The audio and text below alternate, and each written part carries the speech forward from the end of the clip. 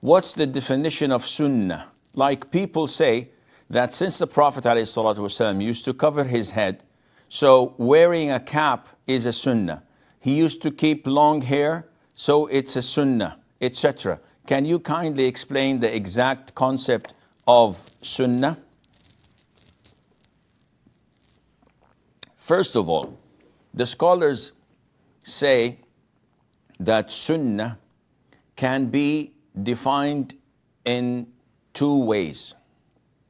So we have the 5 rulings, which are mandatory, obligatory, known as wajib. Then we have mustahab, or recommended, or voluntary, or sunnah. Then we have permissible, mubah. Then we have makruh, which is not recommended, disliked. And finally we have prohibited, which is haram. So sunnah comes in the second level, which is something that is recommended. If you do it, you're rewarded. If you don't do it, you are not sinful. This definition goes in line with the process of fuqaha, the jurors. While the usul al-fiqh, fundamentals of fiqh, they say that sunnah is the way of the Prophet ﷺ. So whatever the Prophet did is considered to be sunnah. So the Prophet prayed 5 times a day. Jurors say this is fard. Usul al-fiqh scholars say that this is sunnah. This is the way of the Prophet ﷺ. Others say that the Prophet performed once Hajj in his life. This is sunnah because he did it.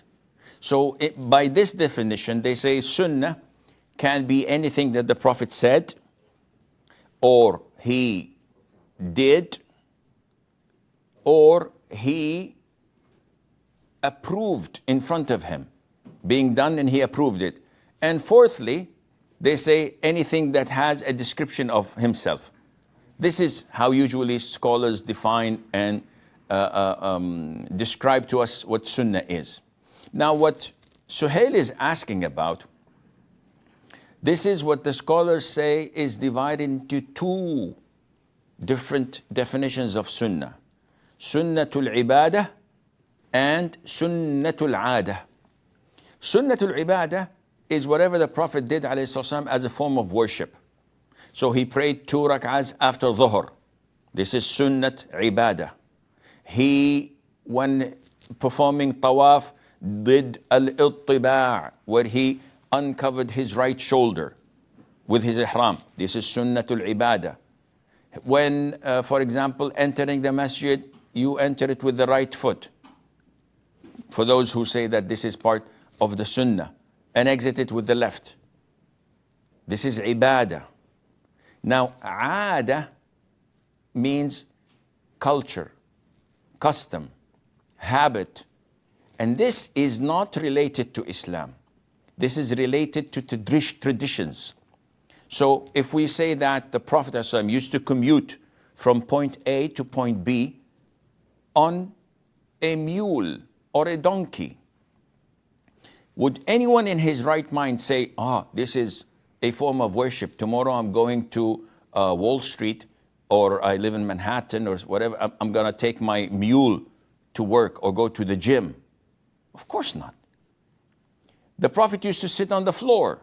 So you don't go to a 5 or 7-star hotel and leave the table and sit on the floor because this is sunnah. No, this is not sunnah. This is a aada, a tradition, a cultural thing that the Prophet used to do because his people used to do it. Likewise, prolonging the hair. Likewise, braiding the hair to some of the Arabs. This is how they used to do, not part of religion. Likewise, when wearing a waist wrapper or an apron like that people wear on their, it's like a skirt, like a kilt, but it's on your waist.